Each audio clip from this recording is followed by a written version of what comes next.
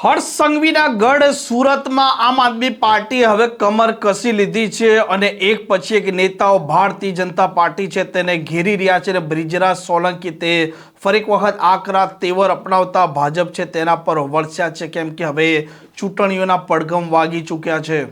વૈષ્ણવજન તો તેને કહીએ જે પીડ પરાઈ જાનાને રે। નમસ્કાર, આપ જોઈ રહ્યા છો નવજીવન ન્યૂઝ। હું છું આપની સાથે તોફિક ગાંચી। સુરતમાં આ વખતે જોવા જેવી થાય તેવી પરિસ્થિતિનું નિર્માણ થયું છે, કેમ કે આમ આદમી પાર્ટી હવે કમર કસી લીધી છે અને તેમના જે પ્રકારે કોર્પોરેટર જીત્યા હતા તેની સંખ્યા વધારવા માટે હવે તે રાત દિવસ એક કરી રહ્યા છે અને સુરત ગઢ પોતે પણ હવે આ રાજ્યના નાયબ મુખ્યમંત્રી હર્ષ સંઘવીનો છે અને આ ગઢમાં હવે વરસ્યા છે આમ આદમી પાર્ટીના નેતા અને બ્રિજરાજ સોલંકી।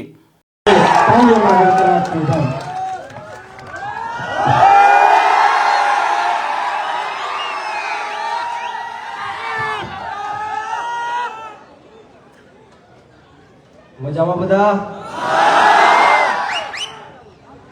આજે સુરત મુકામે આમ આદમી પાર્ટી દ્વારા જે સભાનું આયોજન કરવામાં આવ્યું છે ત્યારે આપણી વચ્ચે મંચ ઉપર વિરાજમાન રજનીકાંતભાઈ, મથુરભાઈ, ભાઈ શ્રી રાજુભાઈ સોલંકી, અશ્વિનભાઈ, જેઓ હમણાં જ તાજેતરમાં આમ આદમી પાર્ટીમાં વિધિવત રીતના જોડાણા છે, એવા આપણા સૌના લોક લાડીલા એડવોકેટ બારૈયા સાહેબ, આપણી વચ્ચે વિશાલભાઈ ચાવડા, માફ કરશો બધાના નામ નહીં લઈ શકું, પરંતુ વોર્ડ નંબર 14 અને 15 ના તમામે તમામ ઉમેદવારો અહીંયા ઉપસ્થિત છે અને સાથોસાથ એટલી બહોળી સંખ્યામાં દૂર દૂરથી પધારેલા મારા પિતા તુલ્ય વડીલો, મારી માતૃશક્તિ, ભાઈઓ બહેનો અને ખાસ કરીને મારા સાવજો જેવા યુવાનો ઉપસ્થિત છે ત્યારે હું બ્રિજરાજ સોલંકી આપ સૌનું આ પરિવર્તનની લડાઈમાં ક્રાંતિકારી સ્વાગત કરું છું। આપનો હૃદયપૂર્વક ખૂબ ખૂબ આભાર વ્યક્ત કરું છું। હું મારી વાતની શરૂઆત ભારત માતાના જય ઘોષથી કરવા માંગીશ। બોલો ભારત માતા કી જય। દોસ્તો, આજની આ સભાનું લાઈવ ફૂટેજ ભાજપના નેતાઓ તો ઠીક, પરંતુ હર્ષ સંઘવી પણ જોતો હશે ત્યારે એમને લાગવું જોઈએ કે આજની આ સભામાં કોઈ માઈક આંગલાઓ ઉપસ્થિત છે। આજની આ સભામાં જ્યાં સુધી મારી નજર પહોંચે છે ત્યાં સુધી મારા સાવજો જેવા યુવાનો ઉપસ્થિત છે। હાથ ઉપર કરી મુઠ્ઠી વાળી અને તાકાતથી બોલવાનું છે, ભારત માતા કી જય, ભારત માતા કી જય, વંદે માતરમ, વંદે માતરમ, ઇન્કલાબ जिंदाबाद, इनकलाब जिंदाबाद, बोलो वीर मानदाता महाराज की जय, वीर मानदाता महाराज की जय, जय सरदार, जय सरदार। खूब खूब आभार। મિત્રો, આજની આ સભામાં જ્યારે હું ઉપસ્થિત થવાનો હતો ત્યારે મેં જોયું કે બહુ મોટી સંખ્યામાં આપણી સેવા અને સુરક્ષા માટે ખડે પગે પોલીસના મિત્રો પણ આયા ઉપસ્થિત છે, એમની માટે પણ એકવાર જોરદાર તાળીઓ થઈ જાય। સાથોસાથ પ્રેસ અને ઇલેક્ટ્રોનિક મીડિયાના તમામ મારા સાથી મિત્રોનું આ તકે હું ખૂબ ખૂબ સ્વાગત કરું છું। અને જ્યારે હું આયા પધારતો હતો ત્યારે ઘણા બધા લોકોએ મને એવું કીધું કે બ્રિજરાજભાઈ, અમને ધાક ધમકીઓ આપવામાં આવી કે આ સભામાં ન જતા, અમને જેલની ભીકરાણીઓ બતાવવામાં આવી, ખોટા કેસની ભીકરાણીઓ બતાવવામાં આવી, પરંતુ આ જાહેર મંચ ઉપરથી આ ભ્રષ્ટાચારી ભારતીય જનતા પાર્ટીના નેતાઓને કહેવા માંગીશ કે તમે ગમે તેમ ન્યાય કરો, અત્યાચાર કરો, ખોટા કેસ કરો, જેલમાં નાખો, પરંતુ અમે ખેડૂતના દીકરા તમારી સામે મોરે મોરો દઈ દેવા માટે તૈયાર, મોરે મોરો દઈ દેવા માટે તૈયાર છે। આપ સૌને કહેવા માટે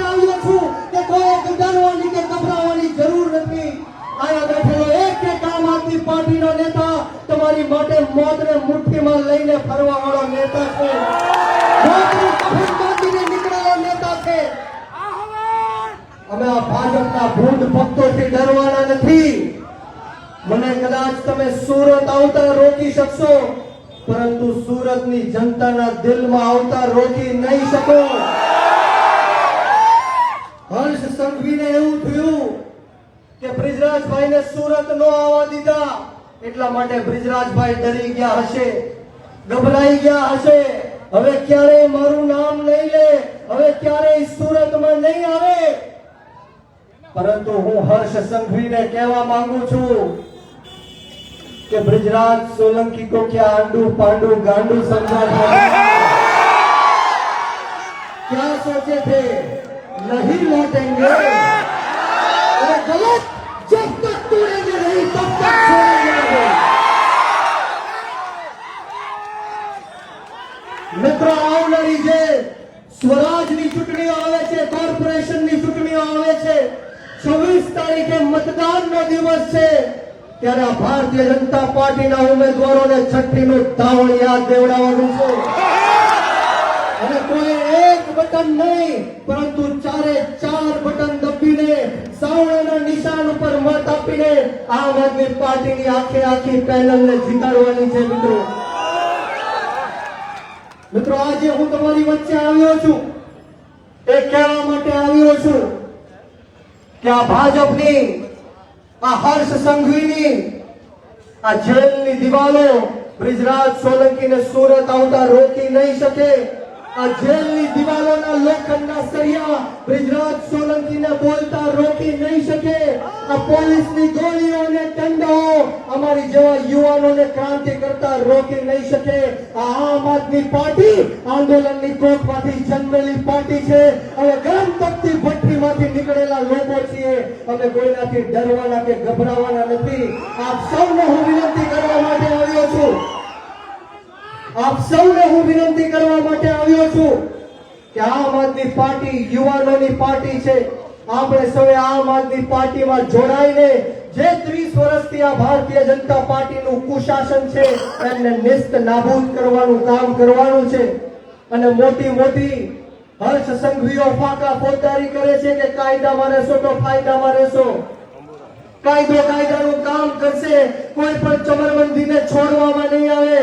અરે હર્ષ સંઘવી ભાઈ, તું પણ કાયદામાં રહીશ તો ફાયદામાં રહીશ. આ જ જનતા છે કે તને કાયદો દેખાડી દેશે અને ફાયદો દેખાડી દેશે, ખબર પણ નહીં પડે. ત્યારે જો કોઈને એવું લાગતું હોય કે આ અમારા બાપુજીની પેઢી છે, તો આ જાહેર મંચ ઉપરથી મીડિયાની સમક્ષ હું હર્ષ સંઘવીને કહેવા માંગીશ, કાન ખોલીને હર્ષ સંઘવી સાંભળી લે. કાન ખોલીને હર્ષ સંઘવી સાંભળી લે कि रण से जो भाग जाए वो वीर नहीं है. रण से जो भाग जाए वो वीर नहीं है. जो प्यास ना बुझा सके वो नीर नहीं है. रण से जो हार मान ले वो वीर नहीं है. जो प्यास ना बुझा सके वो नीर नहीं है. कुर्सी पर बैठे नेता किसी भ्रम में ना रहे, ये सत्ता किसी के बाप की जागीर नहीं है. सत्ता कोना बाप की जागीर नहीं. जो हर्ष संघवी समझतो હોય કે આ ગુજરાત અને દેશ મોદી અને શાહના ફરમાનથી ચાલશે, તો કાન ખોલીને સાંભળી લે. આ દેશ મોદી અને શાહના ફરમાનથી નહીં, પરંતુ ડોક્ટર બાબા સાહેબ ભીમરાવ આંબેડકરના સંવિધાનથી ચાલશે. એ ડોક્ટર બાબા સાહેબ ભીમરાવ આંબેડકર જેની એક કલમ 100 તલવાર બરાબર હતી, અને એ ડોક્ટર બાબા સાહેબ ભીમરાવ આંબેડકર જેણે કીધું હતું કે 100 દિવસ બકરીની જિંદગી જીવા કરતા એક દિવસ સાવજની જિંદગી જીવવા. આ બધા સાવજો ઉપસ્થિત છે. તમે ડર્યા અને ગભરાયા વગર આજે આમ આદમી પાર્ટીની સભામાં આવ્યા છો, ત્યારે મારે તમારી માટે બે શબ્દ કહેવા છે મિત્રો, કે વળે નહીં કાંઈ દુનિયામાં કરે ગેંગે કે ફેફેથી. વળે નહીં કાંઈ દુનિયામાં કરે ગેંગે કે ફેફેથી. ઘડીક શણગાર મર્દોનો સજી લ્યો, ઘડીક શણગાર મર્દોનો સજી લ્યો તો મજા આવે. અને મજા કાંઈક ઓર આવે. દાદ કાયર વેશ મૂકો તો અને કદમ બે કાળની હામાં ભરી લ્યો તો મજા આવે. તમે સૌએ ભારતીય જનતા પાર્ટીની સામે કદમ બે માંડી લીધા છે, ત્યારે આપ સૌને હું વિનંતી કરવા માટે આવ્યો છું કે તમે લોકો તો જાગૃત થઈ ગયા છો, પરંતુ આપની સમક્ષ 50 લોકોને તમે જાગૃત કરો ત્યારે જઈને સત્તા પરિવર્તન થશે. કારણ કે આ સંવિધાન ધર્મ નિરપેક્ષતાની વાત કરે છે, સમાનતાની વાત કરે છે, પરંતુ આજે મારે તમને કહેવું છે કે આ દેશના સૌથી ભ્રષ્ટમાં ભ્રષ્ટ વડાપ્રધાન, આ દેશના સૌથી ખોટામાં ખોટા વડાપ્રધાન નરેન્દ્ર મોદી જ્યારે પણ ચૂંટણીઓ આવે ત્યારે હિન્દુ મુસલમાનની વાત કરીને આપણને ભ્રમિત કરવાની વાત કરે છે, મંદિર અને મસ્જિદની વાત કરીને આપણને ભ્રમિત કરવાની વાત કરે છે, કબ્રસ્તાન અને સ્મશાનની વાત કરીને આપણને ભ્રમિત કરવાની વાત કરે છે, પાકિસ્તાન અને બાંગ્લાદેશની વાત કરીને આપણને ભ્રમિત કરવાની વાત કરે છે. ત્યારે આ જાહેર મંચ ઉપરથી કહું છું કે બ્રિજરાજ સોલંકી આ દેશના વડાપ્રધાન નરેન્દ્ર મોદીને હિન્દુ નથી માનતો. નરેન્દ્ર મોદીને હું હિન્દુ ક્યારે માનીશ જ્યારે આપણી દેશની અંદરથી આપણી ગૌ માતાની હત્યાઓ બંધ થશે. આ દેશની અંદર દરરોજ 50,000 કરતા પણ વધારે આપણી ગૌ માતાની હત્યાઓ થાય છે મિત્રો. અને જે કંપની ગૌ માતાની હત્યાઓ કરે છે એ એલએનએ નામની કંપની પાસેથી આ મોદીએ, આ ભાજપે 550 કરોડ રૂપિયાનું ચૂંટણી ફંડ લેવાનું કામ કર્યું છે. બોલો, આ લોકોને હિન્દુ કહેવાય? આ લોકોને મત અપાય? આપણે સૌએ આપણી આત્મા જગાડવાની જરૂર છે મિત્રો. માફ કરશો, કદાચ મારો અવાજ આપની સુધી નહીં પહોંચે. છેલ્લા 10 દિવસથી હું વિદેશના પ્રવાસે હતો. આજે હું સુરત ખાતે લેન્ડ થયો અને આપ સૌના પ્રેમ, આપ સૌના આશીર્વાદ અને આપ સૌના દર્શન મેળવવા માટે અહીંયા ઉપસ્થિત થયો છું. ત્યારે હું આપ સૌની માફી માંગુ છું, પરંતુ રજનીકાંતભાઈ હોય, મથુરભાઈ હોય, એમના નેતૃત્વમાં ધર્મેશભાઈ ભંડેરી હોય, પાયલબેન સાકરિયા હોય, મનોજભાઈ સોરઠિયા હોય, ગોપાલભાઈ ઇટાલિયા હોય, આ તમામના નેતૃત્વમાં આપણે સુરતમાં આમ આદમી પાર્ટીનો મેયર બનાવવાનો છે. અને આવનારી જે જિલ્લા પંચાયત, તાલુકા પંચાયતની ચૂંટણીઓ આવે છે ત્યારે આપણે સૌએ સાથે મળીને આ ભાજપને ઘર ભેગી કરવાની છે. વિશેષ વાતો નથી કરવી. અહીંયા મોટી સંખ્યામાં મારા યુવાનો ઉપસ્થિત છે, ત્યારે હું યુવાનોને બે શબ્દ કહેવા માંગીશ કે યુવાનો, આપણી ગુજરાતની રાજનીતિથી દૂર ન ભાગો. સારા અને સાચા લોકોએ આ ગુજરાતની રાજનીતિ છોડી દીધી, મૂકી દીધી.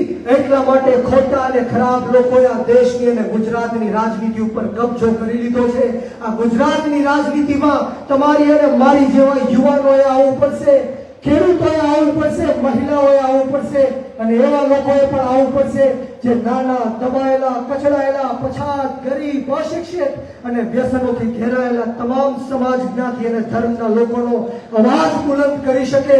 કારણ કે ગુજરાતની અંદર આજે પાટીદાર સમાજ સાથે અન્યાય થાય છે, કોળી સમાજ સાથે અન્યાય થાય છે, ક્ષત્રિય સમાજ સાથે અન્યાય થાય છે, માલધારી સમાજ સાથે અન્યાય થાય છે. બધા જ સમાજ, જ્ઞાતિ અને ધર્મના લોકો સાથે અન્યાય અને અત્યાચાર થાય છે. ત્યારે પાટીદાર સમાજની વાત કરું તો અમરેલી જિલ્લાની અંદર પાટીદાર સમાજની એક અપરિણિત દીકરીને રાતના 12 વાગે આ ભાજપના ઈશારે પોલીસે એમનો વરઘોડો કાઢવાનું કામ કર્યું, પોલીસ સ્ટેશને લઈ જઈને એને પટ્ટા મારવાનું કામ કર્યું. બોલો, આ વાતને તમે ભૂલી શકશો? પાટીદાર સમાજના નિર્દોષ 14 યુવાનોને મોતને ઘાટ ઉતારવાનું કામ કર્યું. બોલો, તમે આને ભૂલી શકશો? કોળી સમાજની વાત કરું તો જસદણ વિછિયાની અંદર 92 કરતા પણ વધારે નિર્દોષ લોકો ઉપર 307 ની કલમ લગાડી. હમણાં જ તાજેતરમાં નવનીતભાઈનો જે કેસ હતો એ આપ સૌની વચ્ચે છે. હમણાં જ આપણી વચ્ચે આણંદનો બનાવ હતો. આ અન્યાય અને અત્યાચાર કોળી સમાજ સાથે થાય છે. દલિત સમાજ હોય, ક્ષત્રિય સમાજ હોય, તમામ સમાજ, જ્ઞાતિ અને ધર્મના લોકો સાથે આ ભાજપ અન્યાય અને અત્યાચાર કરે છે. ત્યારે આપણે જડબાતોડ જવાબ દેવો છે કે નથી દેવો? શાંતિ લાવી છે કે નથી લાવી? તો હું અહીંથી છેલ્લે હવે નારો આપીશ કે લડેંગે. તમારે સવે કહેવાનું છે, શું કહેવાનું છે? તો બંને હાથ ઉપર કરો, તાળી વગાડીને કહેવાનું છે, બોલો લડેંગે.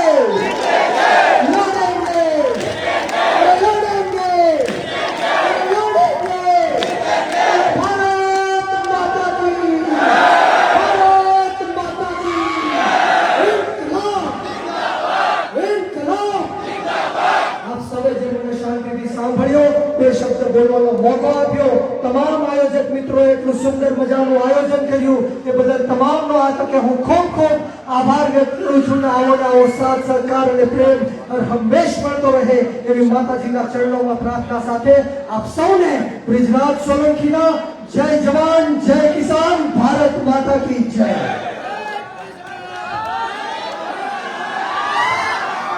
આ પ્રકારના સમાચાર માટે નવજીવન ન્યૂઝ ચેનલ સાથે જોડાયેલા રહો. નમસ્કાર.